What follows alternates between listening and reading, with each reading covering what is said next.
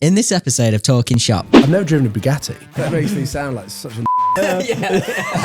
There are times where I had to take videos down. There were times where we definitely had some messages sent to the channel like, I'm going to come after you. Because there was a couple of scenarios where people were in compromising positions with females in their car that weren't necessarily their other halves. Yeah. There was one in my R8 actually where I was overtaking in Europe and I was the last out of the whole pack, and I'd like got past the first car, the second car, and obviously it's like 420 brake horsepower. Yeah. The car in front was a GT3 RS, and then that car pulls in front of the last car that we were overtaking. As that car pulls in, there's just an ambulance coming towards me. And I was like, and the cars was what I ended up spending a lot of time doing. Well, I discovered it one summer that Knightsbridge and Mayfair was where all of these very wealthy, affluent people were, and had all of these cars that you would see on Top Gear or read in magazines. And I was like, oh my God, like you can actually see these cars driving around.